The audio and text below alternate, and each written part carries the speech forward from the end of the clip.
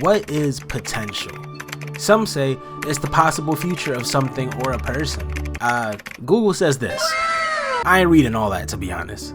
What's going on, beautiful people? It's your boy, ProGraps, your favorite wrestling, poop talking steak figure here. And look, last year, okay, we dressed up as John Cena for the Halloween special, but this time around, we getting snake graps in the building. Y'all welcome, y'all welcome. Well, more specifically, Big Boss Graps.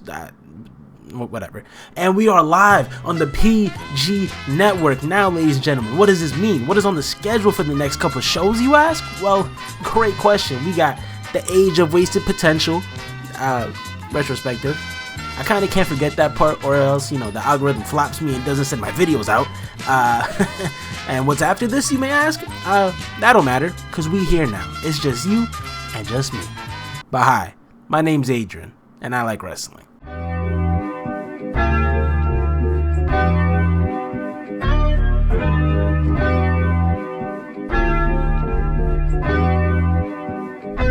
Alright, so boom. I have been a wrestling fan for a pretty long time, right? And in my spare time, you know, I've seen a lot, and I mean a lot of different wrestlers. Specifically, I've seen a lot dip off the face of the earth, know what I'm saying? Remember Ezekiel Jackson? Or maybe Michael Tarver? How about them Rosebud? Point is, there's been a lot of wrestlers that just didn't become anything in the industry. But why is that? Some just don't got that sauce that drips like your boy. Swag. But there's a big case, right? A big Pulp Fiction golden aura case, just full of wrestlers that have had crazy potential to be something, to be a world champion, to be a damn legend. I don't know, maybe not a legend, but for damn sure a world champion though. But sadly, you know, there's way too many to make a regular ProGraps videos about it, and I'm not editing an hour-long video. I'm sorry. But we do got a couple that stick out, and we gon' reminisce on what could have been, you feel me? So sit back, relax, get a bag of popcorn, some white cheddar, maybe you're a sweet kernel type of guy. I don't know. Shouts out Skinny Pop.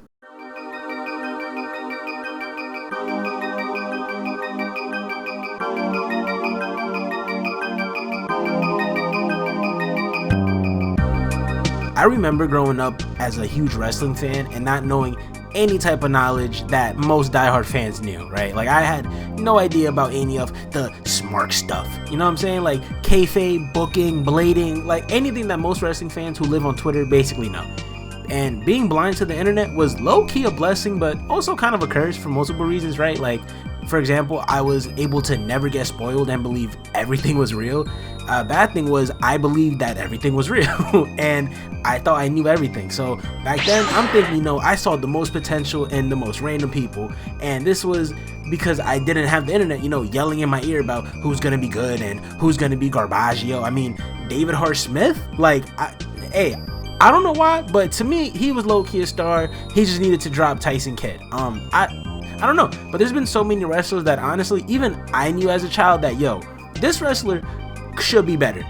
He just gotta train better. That's how I used to describe booking before I knew what booking was. Like, I was just like, oh man, he gotta train more, know what I'm saying? But boom, Shelton Benjamin. Like, I remember watching a bit of Gold Standard Shelton Benjamin when I was younger, and I was like, yo, he's dope, bro. But specifically SVR 2011, that shit made me a huge Shelton Benjamin fan. I don't even know why. Like, he didn't even have a road to WrestleMania, but he just, I don't know, like, going off straight vibes, he was tough. That was my guy. His moveset, dope. Like, I don't know, I really rocked with Shelton. But let's be real. To me, the greatest could have been, should have been, is obviously Christian. Okay, Christian Cage, however you want to call him. Christian, to me, is the ideal wrestler that you want to be, I feel like. Okay, Christian was great at really everything, to be honest. He could go in the ring with most styles, you know, he could do the groundwork technical stuff, and once in a while he's doing frog splashes and diving headbutts and bullshit. Christian could play the chicken shit heel, the overly cocky heel, and the underdog babyface all really well, honestly. He was also one of the greatest on the mic. I don't care, okay? His promos are genuinely very good, and if you look back, even before the AEW stuff, but I'm talking about when he was the one more match and like the baby, his promos are so good. And in AEW, you know, we really see it, the your father is dead, like, what? That shit is crazy. And it ain't even what he's saying, because that's tough already, but the delivery of it, like, bro, like, this dude really meant it. That shit's kind of crazy. And the fact that Christian only had one world title reign, and it was in the Randy Orton feud, is freaking crazy to me, bro, because Christian was putting on bangers consistently, and Christian was so reliable and so good that Vince put him in ECW and had him stuck in the poopy ECW just because he was reliable to put on good matches and be a good carry the brand type of guy. You know what I'm saying? Vince loved having his great wrestlers that were just stuck in the mid-card purgatory hell, man. Christian, Shelton Benjamin. How was Razor Ramon never a world champion? The ladder match with HBK, the charisma out his ass, and in just the toothpick alone, look at the NXT curse. You know how many people got called up that just got butchered, straight up slaughtered, dog. Shayna Baszler, Keith Lee, Karrion Kross, Ricochet. Like, it's crazy, but I want to steer into the what ifs, okay? Because there's so many what ifs and just so many butterfly effects in wrestling, right? One, what if Mustafa Ali never got injured? There would have been no Kofi Mania, and he probably would have been a world champion like he was projected to be, which honestly, he should. Mustafa Ali is such an underrated talent and such a great overall wrestler. Shouts out, oh no, it's Mustafa Ali. Shouts out Mustafa Ali. What about CM Punk in AEW, man? CM Punk in AEW is one of the biggest what ifs of all time to me. And, you know, I've been watching AEW from basically when Jon Moxley, he won his first title against Chris Jericho, pretty much up until now. That was 5 years, right? And I remember that era when they were teasing CM Punk almost every week of him showing up in AEW, but it was just a rumor. And AEW was on absolute fire at the time. Hangman was the champ and shit. WWE was down in the dumps, not gonna lie. This was the time where I think the Vince stuff was just starting to blow up, I think. And I remember hearing the rumors of Punk coming back, and I was like, I'll believe it when I see it. Because honestly, AEW, they didn't really need CM Punk at the time. They were doing great on their own. By adding him, we'll take him, okay? It would have made it a lot better, I won't lie, but we know what happens, okay? CM Punk shows up, he beefs with some wrestlers, becomes world champion, and this is where the potential starts, because CM Punk showed what he could do with the talent around him in AEW, right? And at this point, he beefed with Eddie Kingston, MJF, he had matches with Daniel Garcia, Lee Moriarty, Bobby Fish. And I remember the Hangman promos were, of course, really odd, but to me, they had a lot of potential just because of how good these stories could have truly been when, you blend in some realness and some good old kayfabe, okay? But, Punk wins the world title, then Punk gets injured the next night, right? Like, he jumped in the crowd and I think he injured his foot, and it was just like, damn, bro. But whatever, he gets injured. Surely he'll come back and get his reign, right? This man comes back, beefs with Jon Moxley, which honestly, to be honest, I very much enjoyed the short feud, but Brawl Out happens, and it's like, bro, like, this man would cook up, win the title, and God stopped you each time. At that point, it's just fate, gang. Like, he gets stripped of the title, and it's just like, bro, the potential was right there.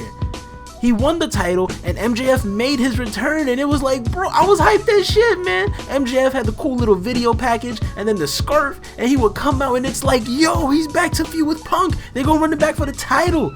And then he poops on the EVPs like 20 minutes later.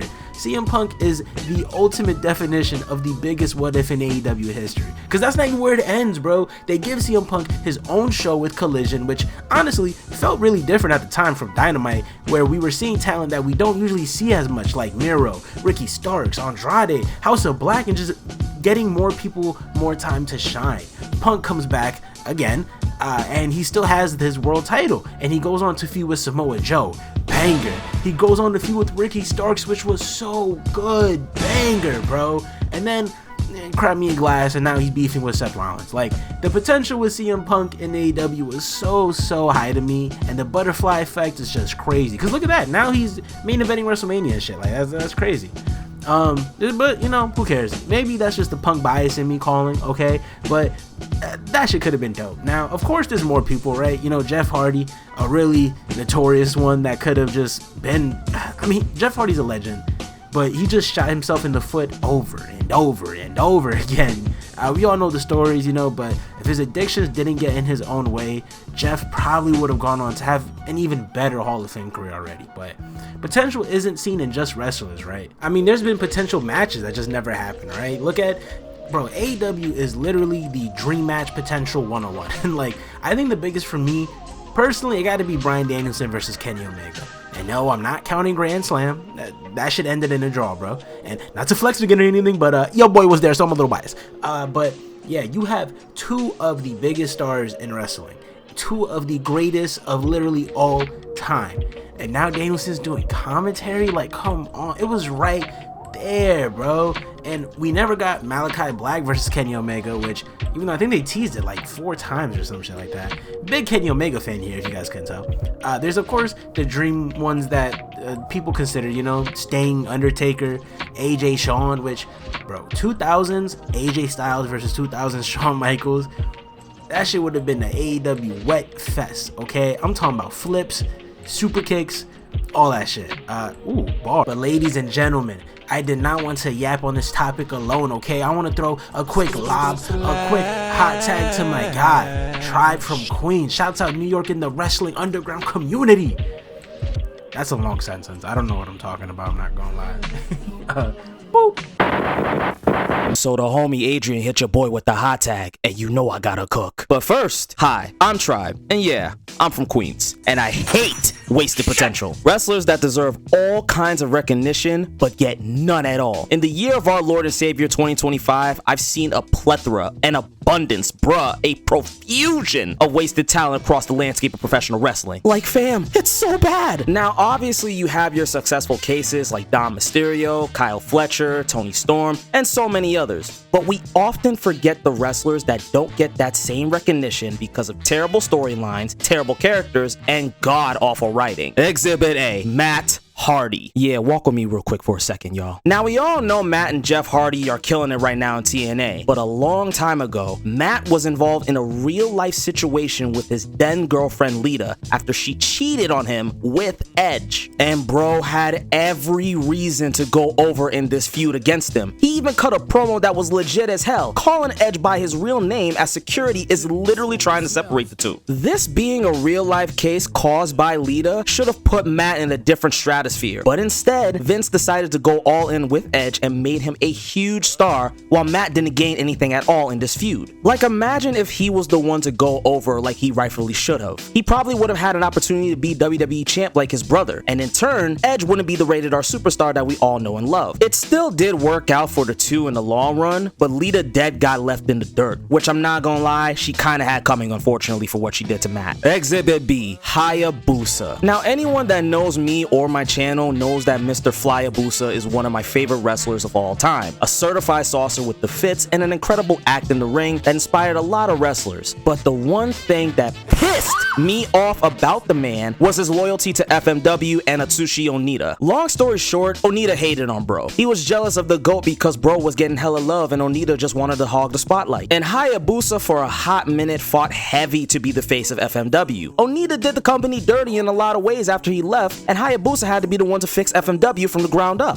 Now, he did get the opportunity to wrestle at All Japan under Giant Baba, but he turned down a chance to go to the WWE as well as going to IWA with Tarzan Goto. And instead, he was loyal to a dying company. Which makes me question, what would have happened if Hayabusa wasn't loyal to FMW and ended up in a different promotion? When he went to AJPW, the fans loved his work and it showed every time he stepped in the ring. Now, me personally, I'm not gonna take disrespect from a wannabe rockstar jackass that was known for allegedly taking money from events and make me look like Boo Boo the Fool. We ain't doing that. Hayabusa in the WWE or in any promotion outside of FMW would be everything, as his value, style of wrestling, and creativity would have made him a big asset in a lot of promotions at that time. Exhibit C, Zach Gowen. Nah, let me chill.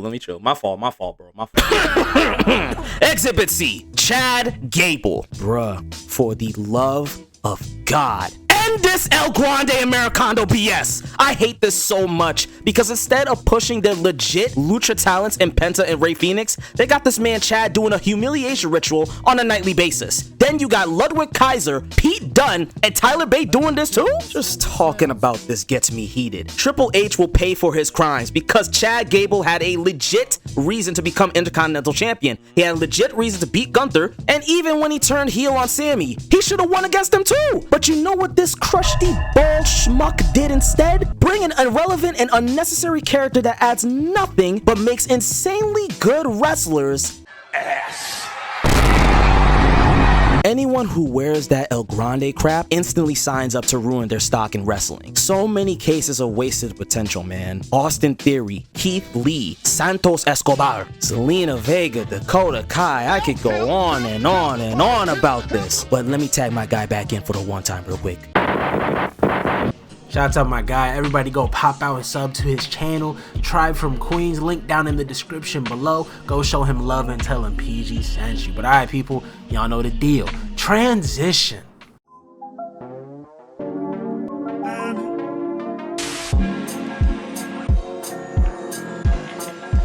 I just don't get it, man. We currently live in an era where wrestling is truthfully the most talented it's ever been, right? I mean, if you go from promotion to promotion anywhere, there's genuinely so much talent, bro. This past TNA pay-per-view, Javon Evans versus Leon Slater, these guys are both 21. I'm only a year older than them. And low-key, these guys are already better than so many people. We live in an era where there is so much great young talent that sometimes it feels like they should just be the main guys. It's kind of like how the NBA is, I feel like, where there's so many people that are young, but they may not get the same spotlight just because of the older talent. But the great talent seems to be getting only younger and younger, bro. Look at the NXT Women's Division, how it's turning out on the main roster. Tiffany, Roxanne, and Lyra are all thriving, putting up great numbers. And the NXT Women's Division is still great young talent. Like, I don't know, it just sucks that the older talent is still getting pushed more and more. But low-key, the future may be now, bro. Carmelo Hayes should be getting pushed in the mid-card title picture. Like, even though